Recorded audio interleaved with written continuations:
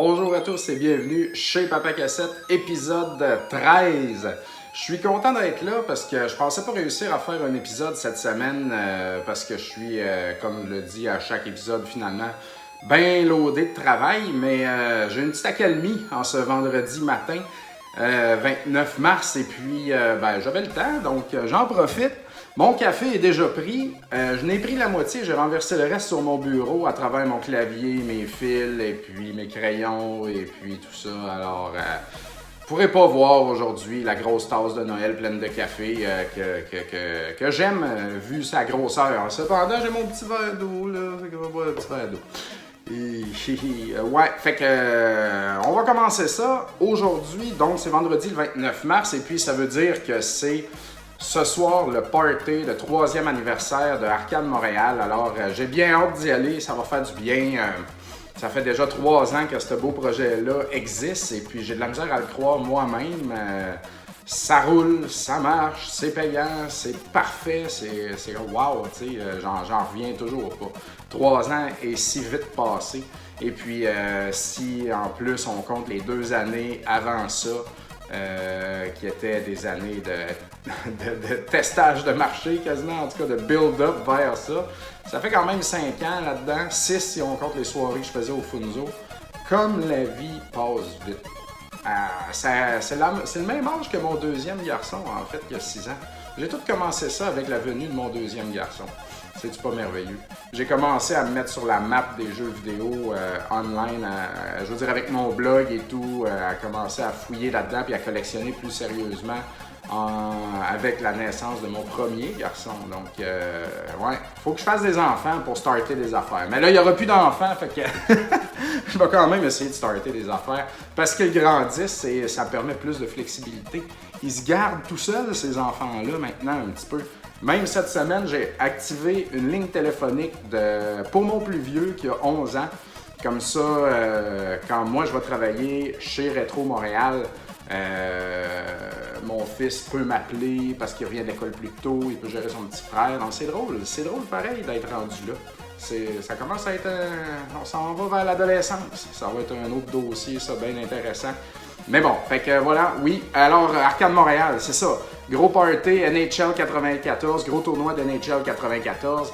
Jean-Thomas Jobin va être là. Je le remercie beaucoup. C'est vraiment gentil de sa part de venir commenter les matchs et faire les analyses et peut-être interviewer des joueurs. C'est à la bonne franquette, là. Il fait ça, tu sais, comme de bon cœur pour le plaisir. Donc, on le remercie, puis ça va être pas mal le fun. Et puis, on va mettre ça live. Et puis, donc, bien sûr, vous écoutez ça, le show va être terminé. Mais vous pouvez aller dans les vidéos de la section vidéo de la page Facebook d'Arcade Montréal. Ça va être là. Tous les lives qu'on fait restent là.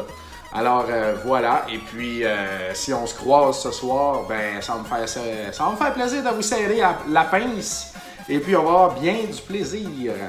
Et maintenant, l'autre projet, Rétro Montréal, avance bien. On est supposé avoir le local le 1er avril, donc j'ai bien hâte. Là. On a magasiné nos comptoirs présentoirs, on a pas mal ce qu'on veut. On a fini de closer avec qui on fait affaire pour les assurances, pour Internet, la protection dans les vitres, et puis ce genre de gogos-là. Donc là, on va rentrer, puis on va s'installer, puis ça va commencer tranquillement. Pour ceux qui nous achètent des jeux et puis qui parfois font un pick-up et puis qui viennent chez moi pour ramasser les jeux, ben là, ça va être pas mal la fin parce que ça va se faire maintenant au local, même si on n'est pas ouvert officiellement. Tout notre inventaire va être là-bas, ça va être fini, je vais vider ma maison. Alors ça va faire du bien aussi. Donc c'est ça, cette semaine, un beau plancher gris, là, bien illustré, là, qui devrait être coulé. Et puis ça, c'est comme la dernière étape de gros travaux là, de la part des propriétaires. Puis ensuite, ben nous, c'est la décoration et puis tout ça. On a fait le plein de stock, nous aussi, dans les micro-plaies qui ferment, dans le fond. Alors, on va avoir un mur complet de racking, micro-plaies, puis on a du rangement sous-sol, une marquise, des affiches. Ils nous ont fait un bon deal, puis on a acheté pas mal d'affaires. Fait qu'on va compléter ça avec d'autres cossins, et puis ça va être merveilleux. Et puis, voilà, donc suivez la page Facebook de Rétro Montréal pour les développements de tout ça. On n'a pas les clés encore, mais de la minute qu'on les a, on va se mettre à publier vraiment plus d'affaires. Et puis, on est bien excités. Aussi, samedi dernier, j'étais avec mon ami Éric Hébert et puis on a fait un épisode de Chusou Fact Je Review, qui est son projet. Là, quand Éric il est en boisson, ben, il review des jeux ou ben, il vous transmet ses grandes connaissances de l'univers des jeux vidéo. Donc, Chusou Fact Je Review, F-A-K Je Review. Et puis, on avait comme plan, moi et Éric, d'aller faire un tour au pub L'Adversaire. Ça, c'est sur Sainte-Catherine, à l'est de P9. Ça l'a ouvert il y a plusieurs mois, dans le fond. Et puis, avant que ça l'ouvre, ils annonçaient leur projet comme étant une place de jeux de table, une place de gaming, et puis des arcades, et puis tout ça. Là, c'est comme, OK, un nouveau joueur, on va aller voir ça. Et puis, j'avais pas eu le temps d'y aller encore.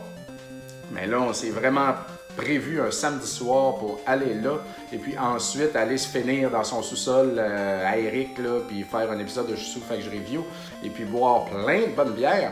Donc, c'est ça. On est allé là-bas, puis je dois dire que c'est vraiment plus, vraiment plus board games comme truc. Et puis, ça ressemble vraiment, vraiment plus à un Randolph dans lequel il y a une télé avec un petit SNES classique dans un coin, tu sais. Puis supposément qu'il y a une arcade aussi multijeux d'habitude, mais là, elle était pas là, elle était en réparation. Fait que je m'en allais là pour gamer jeux vidéo, mais il n'y en avait pas. Donc voilà, donc dans un sens, c'est pas du tout comme Arcade Montréal, tu sais. Et puis c'est bien correct de même. C'est vraiment plus comme un Randolph. Là. C'est vraiment ce qu'on appelle un pub ludique, tu sais, avec quelqu'un qui s'occupe de toi pour t'expliquer les jeux que tu choisis de jouer, puis tout ça. Donc, c'était très, très beau, très, très propre. Et puis, j'espère que ça va bien marcher pour eux. C'est un secteur quand même un peu plus éloigné, tu sais. Fait que c'est peut-être pas évident, mais ça fait quand même du bien là, dans cette section de quartier-là, qui est quand même propre en passant. Hein? Le pire quartier trash de Montréal, c'est vraiment comme entre Moreau et puis P9, là, qui est un petit peu à l'ouest de ça, dans le fond, là, où est-ce que c'est vraiment terrible, là, prostitution, tout, c'est vraiment pas propre. Je le sais parce que je passe souvent par là. Mais eux, ils sont plus à l'ouest, proche du théâtre, et puis il y a des nouveaux restos là-dedans et tout. Donc, n'ayez pas peur, c'est très propre, et puis belle place. Puis, je leur souhaite bonne chance. Et puis, pour l'épisode avec Éric, écoutez, on avait tellement de bière, mais juste de la grosse bière de qualité, là, tu sais. Juste de la grosse IPA juteuse et puis tout ça. Donc, vers la fin, on était pas mal amochés. Je me suis mis en chest encore une fois. C'est un trademark. Il faut que je le fasse quand je vais à Chusou Fact Je Review. Et puis, j'ai été surpris de découvrir le jeu Apocalypse au PlayStation 1, qui est un jeu qu'ils ont fait avec Bruce Willis. C'est pas un jeu de film, là. C'est vraiment un jeu qui ont pris Bruce Willis puis l'ont mis dedans. Et puis c'est n'importe quoi. Cependant, le gameplay, c'est un twin stick shooter, donc un analogue pour te promener puis un analogue pour tirer. Là. Pareil comme Smash TV, Robotron et tous ces jeux que j'aime tant. Alors ça m'a vraiment surpris, sérieux. C'était vraiment nice. Et puis, on a fait une run de jeu de Game Boy Advance aussi, louche et dégueulasse. Et puis, c'était vraiment C'était pourri. C'était pourri. Et puis, on a fini ça sur Heart of Darkness. Et puis, un classique là, au PlayStation 1 aussi. Et puis, mais là, on était comme juste même plus capable d'opérer. Là. Je fonçais dans les murs. Là. Moi, humain, je fonçais dans les vrais murs.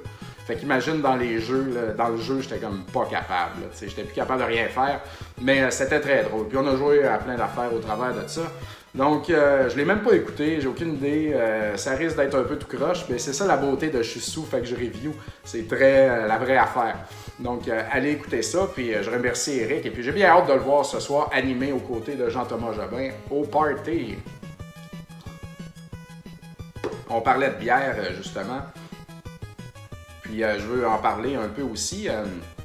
Cette semaine, la microbrasserie Pixel a été annoncée. C'est comme un nouveau microbrasseur, je dirais, une microbrasserie. Puis moi, j'ai partagé ça j'ai invité mes amis Facebook à liker cette page-là. Et puis, j'ai eu beaucoup de messages. Ben, c'est parce que le look de la patente, le look de leur canne, c'est jeux vidéo. T'sais. Le thème, c'est Pixel, jeux vidéo. Fait que c'est Pong et puis Miss Pac-Man. T'sais. Donc, j'ai eu beaucoup de messages privés. Tout le monde me demandait « Hey, c'est ton nouveau projet? C'est quoi ça, Pixel? C'est malade, sinon ben hot, hey, bravo! » Là, j'étais comme « Ah, c'est pas mon projet, tu sais. » Mais j'aurais vraiment aimé faire partie de ce projet-là. Dans le fond, je vais vous expliquer. Si vous écoutez Rétro Nouveau, vous savez que la microbrasserie Vox Populi nous commandite. Alors, Vox Populi, maintenant, c'est Étienne Turcotte et puis Yann Longueuil. Et puis, ces deux gars-là ont lancé la microbrasserie Pixels, qui est comme un deuxième projet, parce qu'ils sont des geeks, ces gars-là aussi. Alors, ben, des geeks, tu sais, ils aiment les jeux vidéo et puis ce genre d'affaires-là. Donc, c'est un projet qu'Étienne avait en tête depuis un bout, puis il voulait comme juste partir un nouveau projet. Fait qu'il a appelé ça de même. Le pire, c'est qu'on s'est rencontrés l'été passé pour jaser, puis j'avais vraiment manifesté mon intérêt de vouloir faire partie de ce projet-là.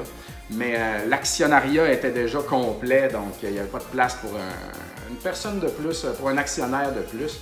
Mais ben, je vais vous expliquer un peu aussi, puis tout ça, ben, je peux en parler parce que c'est d'ordre public. Dans le fond, à Montréal, ben, vous connaissez les bières Glutenberg. Ben, les bières sans gluten, bon, ça, c'est une compagnie, c'est un brasseur, gros brasseur avec toute une infrastructure, ils ont beaucoup de choses.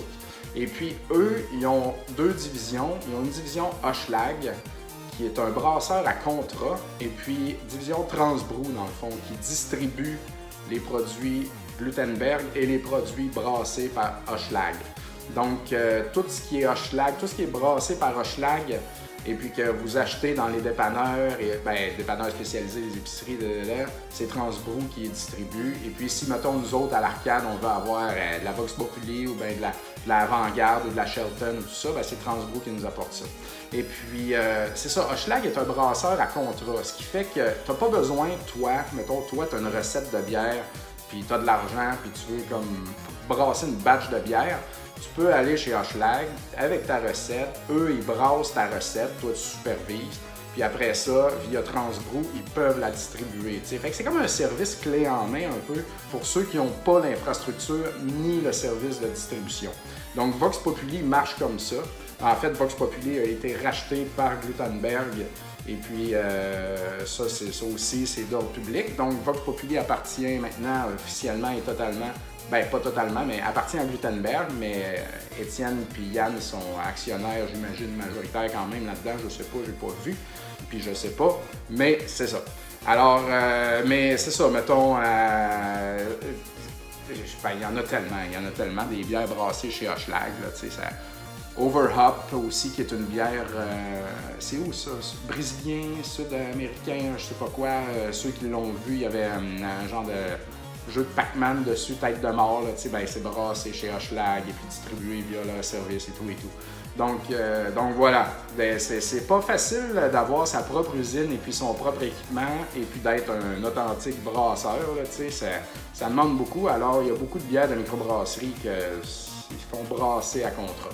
Et puis, ça s'appelle microbrasserie ci, microbrasserie ça, mais ils n'ont pas de pub, ils n'ont pas d'usine, ils n'ont rien, mais ça s'appelle comme ça pareil. Puis j'imagine un jour, c'est ce qu'ils visent d'avoir. Donc, voilà comment ça marche. Alors, la microbrasserie Pixels est brassée chez Hochelag et distribuée par Transbrou. C'est le même que ça marche aussi. Et puis, je sais pas c'est qui les actionnaires en arrière de ça, du monde de Glutenberg aussi, j'imagine, mais j'aurais aimé en faire partie, mais il n'y avait plus de place. D'ailleurs, ça va sûrement changer la commandite pour Rétro Nouveau. On va sûrement switcher de Vox Populi à Pixels parce que ça fait plus de sens. Et puis, je vais voir avec les gars aussi par rapport à leur prix si on peut en rentrer un peu chez Arcade Montréal parce que ça serait joli. Cependant, sachez que la bière de microbrasserie, c'est quand même dispendieux pour un bar. Et puis, il faut tout le temps regarder le prix qu'on paye versus le prix de vente et puis de voir si le ratio est intéressant. Puis, c'est quand même difficile d'avoir... de garder ça rentable, la microbrasserie, à moins de la brasser sur place comme le vice-versa, ou bien l'espace public, ou l'île de garde, ou je sais pas quoi, tu sais. Parce que l'acheter en canette ou en bouteille, puis la vendre dans un bar, tu sais, les profits sont vraiment pas intéressants. Donc, c'est touché, hein, c'est vraiment touché. Et puis, brasser, quand tu brasses à contrat, ben le brasseur, il se garde une cote, il faut que tu payes la distribution, puis tu payes plein d'affaires, fait que tu n'as pas le choix de vendre ta bière un peu plus chère, tu sais. Fait c'est sûr que, mettons, Boréal, qui font la Nord-Est maintenant, puis la grosse bière de qualité comme ça, ben eux autres, ils ont leur usine depuis très longtemps. Fait que quand tu as ton usine, ton système de distribution, ben, c'est sûr que tu peux avoir des prix plus compétitifs. Alors, mais ça, c'est des grosses entités. Donc, ça marche comme ça. Alors, ben c'est ça, hein, je voulais parler de bière un peu. Donc, allez liker la page de la microbrasserie Pixels avec un S. Si vous aimez la bière et puis les jeux vidéo, c'est très cool. Je ne sais pas quand leurs 2 premières bières vont sortir. Il y a une IPA et une double IPA au pêche, me semble. Au pêche étant la Miss Pac-Man et puis l'autre, c'est la Pong. Donc, ça s'en vient en canette. J'ai bien hâte de goûter à ça. Ça va être pas mal cool. Beau projet. J'en fais pas partie. Malheureusement, j'aurais aimé ça parce que c'est vraiment comme... Là, j'ai 2 sur 3 de faites dans ma vie. J'ai comme un bar arcade de réussi. Une boutique de jeux vidéo. Ben, on s'entend que, mettons, dans 2 ans, si tout va bien et que ça marche, je vais dire que c'est réussi. Mais en tout cas, ça, c'est enclenché. Puis un projet par rapport à la bière, c'est quelque chose que j'aimerais vraiment aussi comme 3e projet. Après ça, je pourrais mourir tranquille. Fait que ça sera pas ça, mais on verra plus tard peut-être. Là. Mais ça pourra pas être tout de suite parce que je suis fatigué. On va boire un verre d'eau. Ça va être plus tard. Autre sujet, je suis allé la semaine dernière à l'université de Montréal et puis j'ai été invité à participer à une genre de conférence dans le département de jeux vidéo de l'Université de Montréal. Finalement, invitation, dans le fond, tout ça a été concocté par Bernard Perron, qui est, c'est quoi le titre officiel? Recteur de ce département-là, directeur. Et puis, c'est lui aussi qui, dans le fond, qui a fondé le laboratoire Ludov de l'université, où est-ce qu'il y a plein d'affaires. Donc, des fois, on parle de... On n'est pas au courant. Oui. Mettons, il n'est pas public, Bernard, tant que ça, mais il est quand même très impliqué dans la communauté des jeux vidéo, puis via l'université, tu sais, dans le fond. Fait que ça, c'est un acteur important. Et puis, il est vraiment gentil, vraiment sympathique. Et puis, c'était la 2e fois qu'on se rencontrait. Puis, c'était bien le fun. Et puis, j'ai été invité aussi avec Adam Lefloïc Lebel et puis Benjamin Plitch, excusez.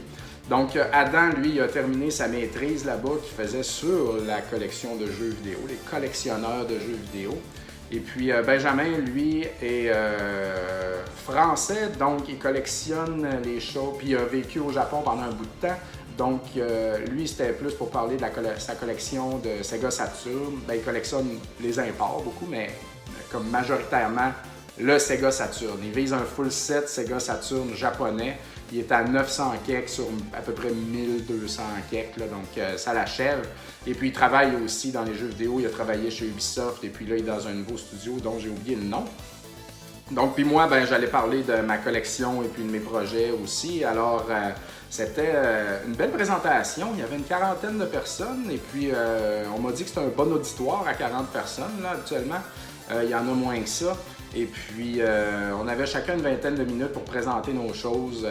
Donc, c'est bien. J'ai fait mon possible là, pour... Tu sais, j'ai pas de conférence, moi, là, de préparer. Là. J'ai juste comme creusé sur Facebook, sur ma page Atari Vision, le CCJVQ. J'ai fait des recherches genre, de tout ce que j'avais posté comme image de ma collection. Puis j'ai pris des nouvelles photos aussi juste pour construire quelque chose et puis parler de mes projets au travers de ça. Mais c'était bien, j'étais pas trop nerveux, je suis pas habitué tant que ça de faire des présentations devant un grand public.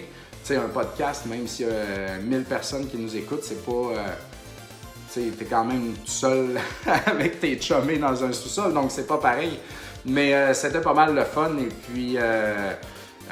shout-out à toute la gang qui était là et puis aux étudiants qui nous ont aussi après posé des questions. On est allé prendre une bière dans un pub à côté, continuer la discussion aussi. C'était pas mal plaisant. Et puis, ben, félicitations à Adam qui a terminé sa maîtrise. Je lui souhaite bonne chance pour la suite.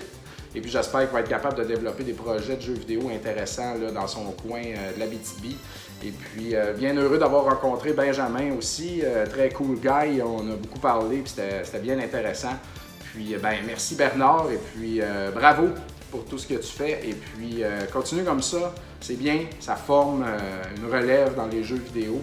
Et puis, toutes catégories confondues, ça, c'est bien intéressant, puis c'est très bon. Puis ça garde Montréal sur la map comme ville de jeux vidéo. Là, je pense que c'est important. Autre sujet complètement nouveau, puregaming.org ont des applications que j'utilise. Mais avant, la façon que ça marchait, les applications de Pure Gaming, c'est que tu achetais, mettons, pour 5$, l'app NES, un autre 5$, la Super NES, un autre l'argent, la 64, Puis là, ce qu'ils ont fait, je pense l'année passée, c'est qu'au lieu d'acheter app par app de console, acheter des apps par console, tu achètes l'app une seule, et puis tu l'achètes pas, tu la télécharges, puis tu unlocks les consoles que tu veux dedans en payant, dans le fond. Donc, moi, ça fait un bout que je suis là-dessus, que j'avais déjà acheté mon besoin, NES, Super NES, Game Boy, DS, Genesis, PlayStation 2, TurboGrafx 16, les affaires que je collectionnais, là, mais que je collectionnais puis qui commençaient à en avoir un peu dedans, puis que j'avais besoin d'un moteur de recherche parce que, tu sais, si j'ai juste 5 jeux, mettons PlayStation 1, j'ai une dizaine de jeux, puis je suis bien content avec ça, fait que je vais pas acheter l'app, tu sais. Mais c'est ça, donc, puis là, moi, ce que je trouvais, c'était que ColecoVision et Intellivision, c'était pas bien représenté. Il n'y en avait pas d'application pour ces deux-là, puis my God, qu'il y en a du stock. Il y a l'application, il y a la console Atari 2600 aussi, mais je trouve qu'il y a tellement de variantes dans l'Atari que l'application ne garde pas si bien que ça. Elle fait pas si bien que ça la job, tu sais. Parce que tu peux avoir 4 versions d'un même jeu, puis dans l'application, tu as juste comme un jeu, puis des fois, c'est la version PAL ou c'est la version US, mais pochette PAL, tu sais, c'est pas optimal, fait que je suis un peu en train de la laisser tomber. Je la garde juste pour comme me donner une idée de la valeur de ma collection, parce qu'il y a ça dedans, il y a ça là-dedans, à la fin, les trophies, puis tout ça, c'est bien. Mais mettons, tu peux éditer aussi ces applications-là, tu peux exclure des listes des jeux PAL, ou mettons Game Boy, ça contient Game Boy Color aussi. Donc, moi, mettons pour le Game Boy, j'enlève j'ai de la misère à m'exprimer, my God! Je coche que je veux pas le Game Boy Color dans mon application, fait que ça retire. Je veux pas les PAL, ça les retire. Et puis j'ai créé une liste aussi Bible Games, parce qu'eux autres sont comme, on dirait que l'application les inclut dans les US normales. Fait que là, je suis allé les cocher, les 5-6 là, automatiques. Puis là, comme ceux-là sont exclus, fait que là, j'ai la vraie liste finale US de 600, je pense, 2 jeux de Game Boy qui existent. Alors là, je peux rentrer sur le j'ai, et puis tu as une section Remaining, donc ça me montre tout ce qui manque. Je les mets en ordre de prix. Comme ça, je vois du plus cher au moins cher, là, c'est quoi les gros jeux qui me restent à battre. Donc, c'est très bien. Je sais qu'il existe plein d'applications qui font une job semblable pour répertorier les collections. Mais moi, j'ai commencé avec ça, mais je considère peut-être switcher là, puis explorer d'autres applications dans le futur, parce que c'est quand même bien d'avoir tout dans un même pain. Puis Pure Gaming ne font pas tout.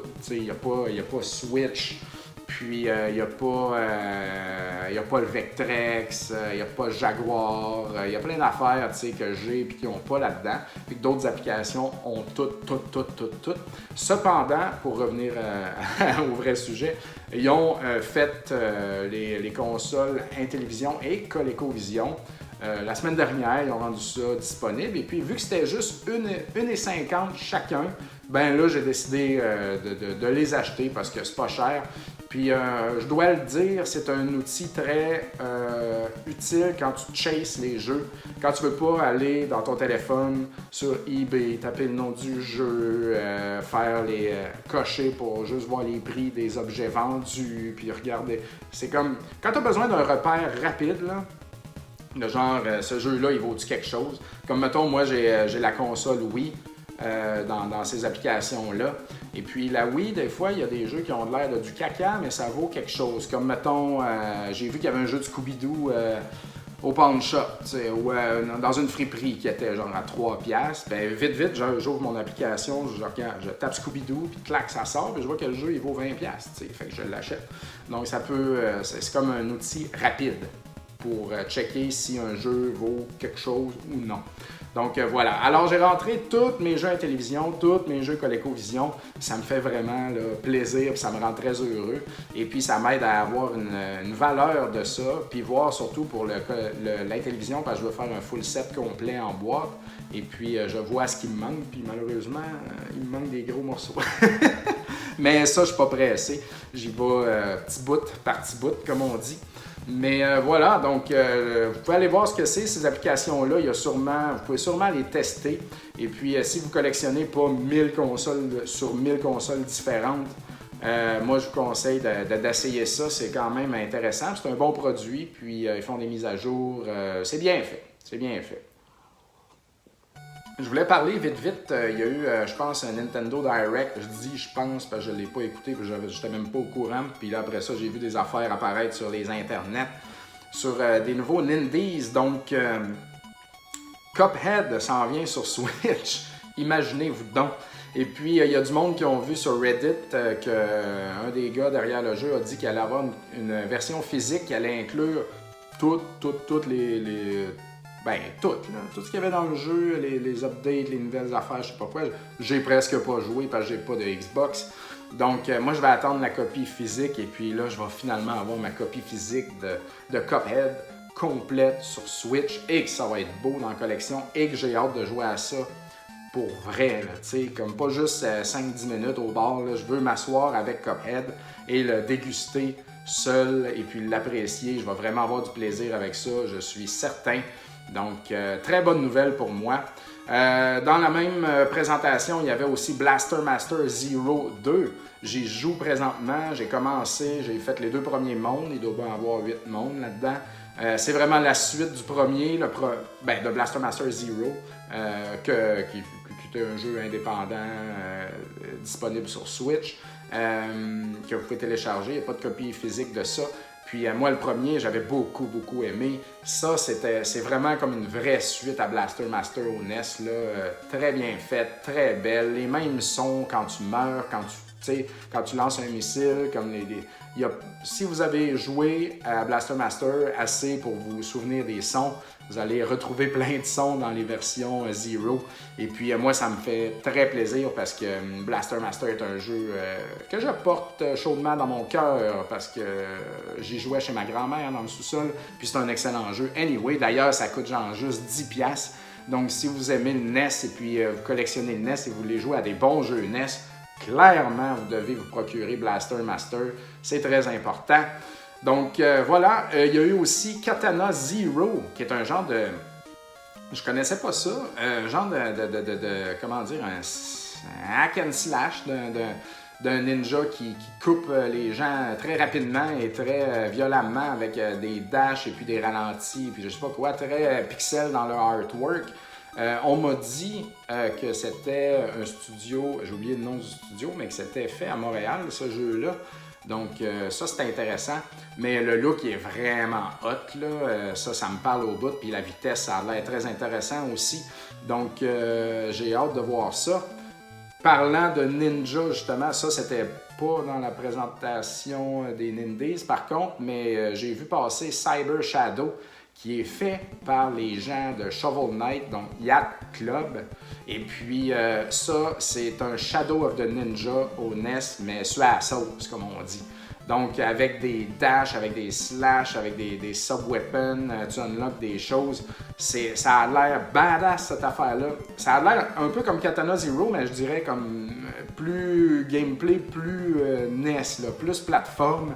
Mais ça a l'air, je dirais, vite de même, sans connaître rien des deux jeux, que ça a l'air plus complet aussi. Il y a plus de viande autour de l'os. Et puis le look, il est vraiment nice, là. Tu sais, c'est Shovel Knight, les gens de Shovel Knight, donc vous pouvez vous attendre à de la grosse qualité. C'est sûr que le soundtrack va être fou de ça. Je vous le dis, c'est pas Ninja Gaiden, le look, le sprite, le petit foulard, la façon qu'il avance, c'est Shadow of the Ninja. C'est vraiment l'inspiration principale. Par contre, Shadow of the Ninja est pas un jeu de type speedrun. Shadow of the Ninja, moi j'ai pas les skills pour speedrunner ce jeu-là, mais quand je joue à Shadow of the Ninja, tu vas pas vite comme à Ninja Gaiden. C'est vraiment comme tu as des ennemis, il faut que tu les battes, tu continues ton chemin. Ninja Gaiden, c'est slash, saute, slash, court. Donc à ce niveau-là, Cyber Shadow a l'air de plus prendre le gameplay de Ninja Gaiden, mais avec un look Shadow of the Ninja vraiment hot. Je sais pas s'il y en a parmi vous qui vont comparer ça à The Messenger. Ouais, mais The Messenger, au niveau de l'histoire et puis de l'univers, c'est vraiment comme plus un conte, là, tu sais, c'est une grosse histoire, tandis que Cyber Shadow, j'ai l'impression que l'histoire va vraiment passer en deuxième, c'est comme action, slash. Et puis, tu sais, The Messenger, il y a moyen de speedrunner là-dedans puis d'aller vite, mais je pense que Cyber Shadow va vraiment être plus axé là-dessus, dans le fond. Donc, c'est pas un ou l'autre, là. The Messenger est un puissant jeu en tant que tel, puis j'ai l'impression que Cyber Shadow va en être un aussi. Puis que ça prend les deux pour être heureux. Tu choisis pas l'un ou l'autre, là, tu sais. Donc, je surveillais ça, Cyber Shadow, ça a l'air malade. Et puis, pour finir, j'ai vu qu'il allait y avoir Shantae 5 qui était annoncé. Donc, un 5e jeu de la série Shantae, ça me rend très heureux. J'ai bien hâte de voir ça. J'ai comme juste une image, WayForward ont annoncé ça. Fait que, on va bien voir qu'est-ce que ça donne. On n'a jamais assez de jeux de Shantae. Quand est-ce qu'elle va être dans Smash? On ne le sait pas. Peut-être qu'avec un 5e jeu derrière la cravate, ça va finalement lui donner une pause pour être dans Smash. Ça serait très cool. Elle aurait, tant qu'à moi, totalement sa place là-dedans. Donc voilà les jeux qui m'excitent présentement.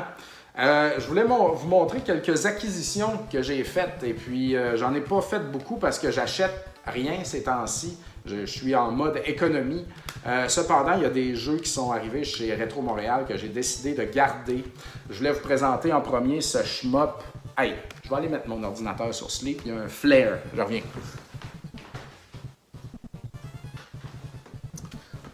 Et voilà. Donc, il y a ce shmup qui s'appelle Ray Storm. Il y a un flare pareil. Anyway, c'est pas grave. Donc, Ray Storm au PlayStation 1. J'avais vendu. Mon ami Rob nous a vendu une grosse partie de sa collection à Retro Montréal. Et puis moi, j'avais vendu ce jeu-là à Rob quand j'avais mon local sur Frontenac. Donc ça fait genre 5 ans de ça. Ça fait vraiment longtemps. Et puis quand j'y avais vendu ça, c'était un jeu qu'on avait en inventaire, tu sais. Je trouvais ça nice, c'est un shmup, c'est propre, puis comme il y a un petit embossé, puis c'est working designs, donc c'est sûr que c'est bon. Et puis, je suis comme, prends-le. J'étais vendu, mais j'avais tout le temps un petit pincement. Puis là, toutes ces années plus tard, on rachète sa collection et puis je revois le même Ray Storm, fait que j'ai décidé de le garder parce que, tu sais, les shmups, j'aime ça sur ces consoles-là. Puis entre-temps, ça c'est pas une acquisition, je l'ai depuis un bout, Ray Crisis au PlayStation 1, qui est un prequel de Ray Storm, dans le fond, que j'avais déjà dans ma collection. Hey, je suis mal organisé, là. Je suis vraiment désolé. Comment ça que ça fait un flair dans ma... En tout cas. Mais voilà, donc Ray Crisis au PlayStation 1. Donc maintenant, j'ai les deux Ray au PlayStation, et puis il me semble qu'il n'y en a pas d'autres. Donc, ça complète, puis je trouve ça vraiment joli. À noter que je possède aussi Layer Section au Saturn japonais, qui est le même jeu que Ray Storm. C'est le même jeu, sauf que ça, c'est la version japonaise. Mais il existe aussi une version au Sega Saturn US de Ray Storm et de Layer Section qui s'appelle Galactic Attack, donc dans les plus gros cases. Là. de Saturn US. Donc, c'est les trois la même affaire. Sauf Galactic Attack US, il coûte, me semble, très cher. Là, genre, au-dessus de 100$, c'est sûr. Au-dessus de 200$, je me rappelle plus. Mais moi, j'ai la version Saturn Jap qui est quand même abordable. Là, 20$, 25$, je sais pas quoi. La version PlayStation 1 qui est quand même dispendieuse. Ça s'en vient proche du 100$, ça, dans le fond. Fait que c'est toute la même affaire. C'est les Ray. C'est un petit peu compliqué parce qu'ils ont changé les noms d'une console à l'autre à cause des trademarks et tout et tout. Alors, voilà. Je voulais juste vous présenter ça. Les Rays. C'est très propre.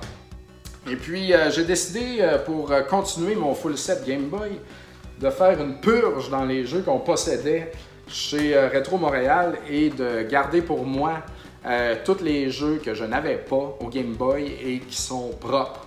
Donc, ça arrive souvent au Game Boy quand même que les cartouches sont jaunes, sont jaunies un peu. Quand on les met toutes collées ensemble comme un pain et que tu regardes le bloc, tu vois que chaque jeu n'est pas nécessairement... le gris n'est pas exact pareil là, sur tous les jeux. Il y en a qui ont vraiment jauni comme un peu le Super NES. T'sais. Donc j'ai décidé de garder tout ce qui était clean parce que je ne veux pas passer ma vie à faire des label upgrades quand ce set-là va être fini. Donc je vais juste comme name dropper tous les jeux et puis c'est des jeux auxquels j'ai pas joué là, je pense. En tout cas, fait qu'on va en parler vite. RC Pro-Am. J'ai pas joué à cette version-là, je suis pas vraiment fan de RC Pro-Am. Cat Trap, ça a l'air d'être un petit puzzle game. Je suis comme bien hâte de voir. Maudit flair. Anyway.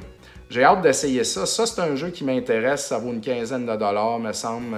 Donc, ça, je vais essayer ça. Side Pocket. Un jeu excellent au NES, le jeu de poule. Il y en a une version Game Boy. J'ai découvert ça. Yoshi's Cookies, je m'en fous. Mighty Morphin Power Rangers, j'avais aimé la version Super NES. C'est sûr que ça sera pas pareil au Game Boy totalement. Hey, je vais enlever ça là. Mais cela dit, c'est un jeu que je voulais depuis un bout pour l'essayer. Puis ça sera fait. Wave Race, imaginez-vous donc cette série-là.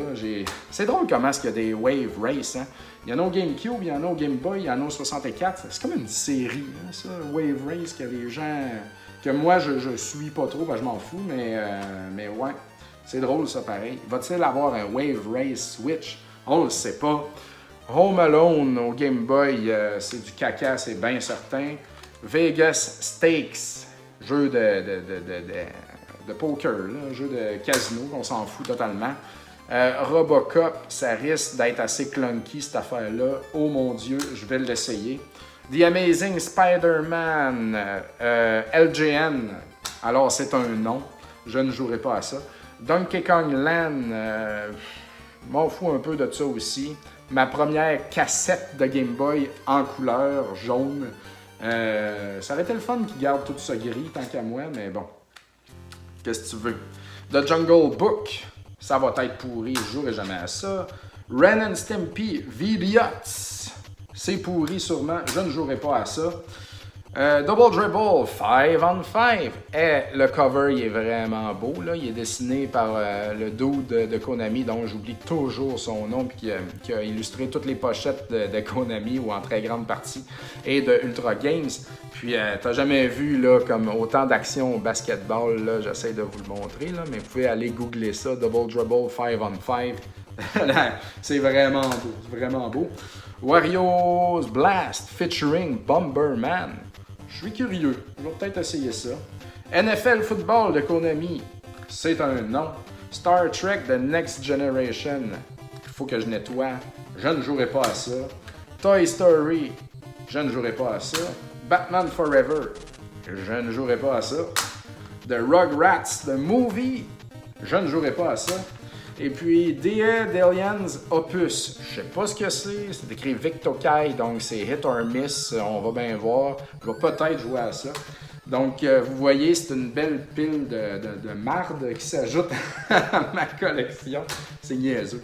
Mais c'est correct, parce que quand nous, à Retro Montréal, quand on décide de garder des jeux dans l'inventaire pour nous, pour nos collections personnelles, on paye le cost, donc ça revient quand même bon marché pour acquérir toutes ces affaires-là que j'ai pas envie de payer full price là, du tout. Donc, ouais, c'est un beau petit kit, là, une belle petite pile de jeux. Il y en a combien? 1, 2, 3, 4, 5, 6. À peu près 25 jeux qui s'ajoutent d'une traite comme ça. Alors là, je suis un peu mal pris. Je ne sais pas comment les classer. Parce que je voulais faire mon rideau de jeux de Game Boy, mais là, il est trop tôt pour que je me lance dans ce projet-là. Fait que je pense que je vais juste les mettre. Mes cartables sont pleins. Je veux pas en racheter un autre parce que j'ai dans la tête d'exposer mes jeux autrement. Donc, je vais juste tout pitcher ça dans une boîte tristement. Et puis attendre d'être prêt chez nous pour classer ça ou pour avoir une bonne idée. Si vous avez des bonnes idées de classement, des vrais que tu peux classer 600 jeux de Game Boy proprement à vue et que je peux les prendre puis jouer avec facilement, envoyez-moi vos suggestions. Je voulais parler d'un jeu auquel j'ai joué présentement et puis que c'est un jeu qui a été envoyé à RDS. Puis on m'a envoyé une copie pour que je l'essaie. Ça s'appelle Fort Parker's Crunch Out. Alors voilà, c'est un homebrew.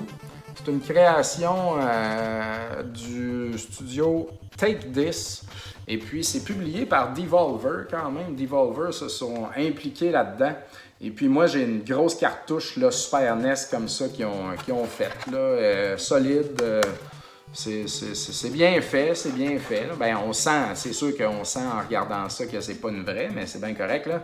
Donc, cartouche physique de Super NES pour ce jeu que tu mets dans ta machine et tu joues à ça.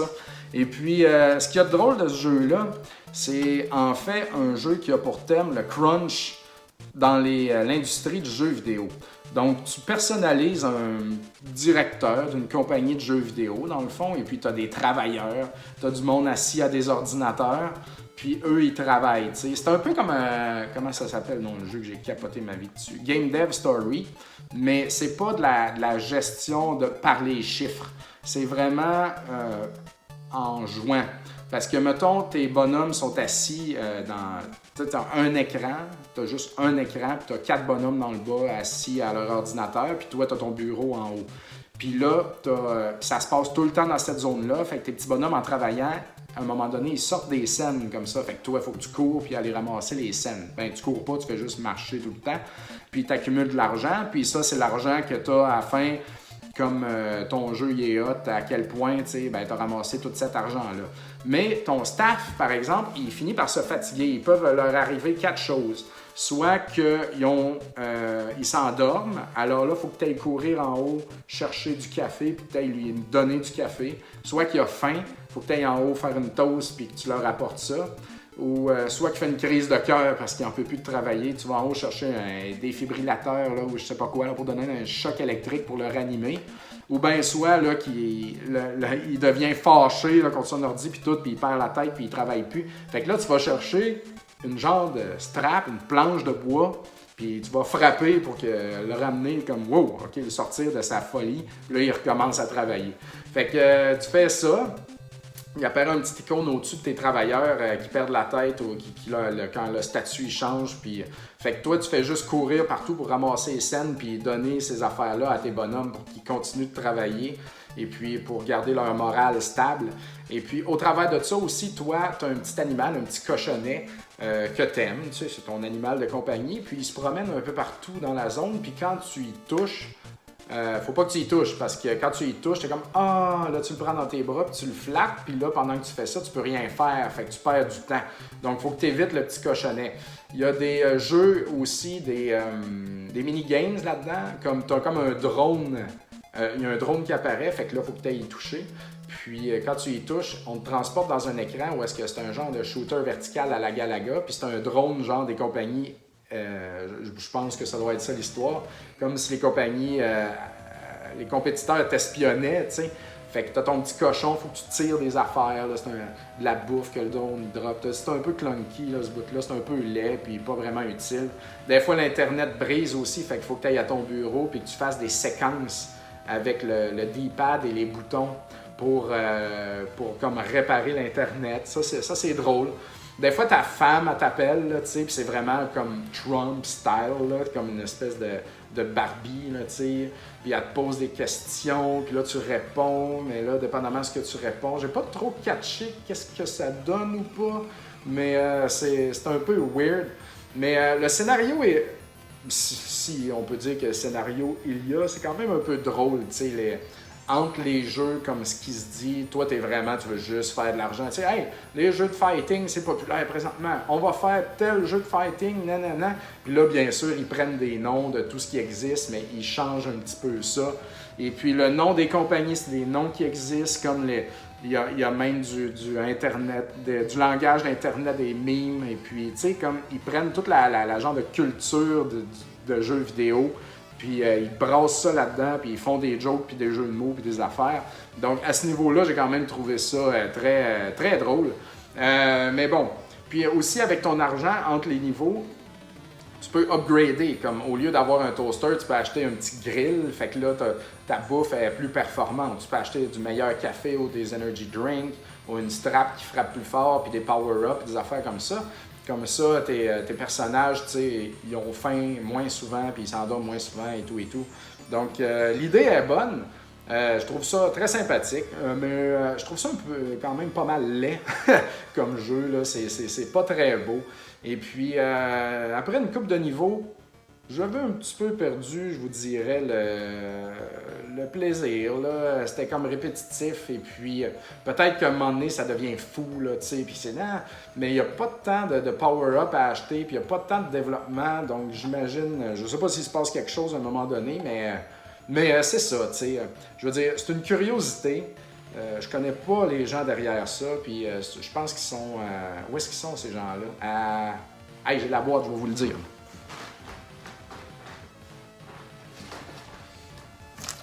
Alors, la boîte nous vient de Pittsburgh, Mega Cat Studios à Pittsburgh.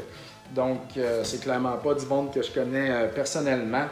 Je sais pas si on fait d'autres choses ou whatever. Je sais pas pourquoi c'est Take This que j'ai dit tantôt. C'est ça qui est écrit sur la cassette. Mais je savais même pas que ce projet-là existait. Comme Mario m'a juste shippé ça puis essayé ça. Donc, intéressant. Je sais pas combien ça coûte. Moi, j'aurais pas payé une fortune pour ça, c'est bien certain. C'est juste un cart, il n'y a pas de boîte ni rien, donc j'imagine que ça ne doit pas coûter 100$, on s'entend.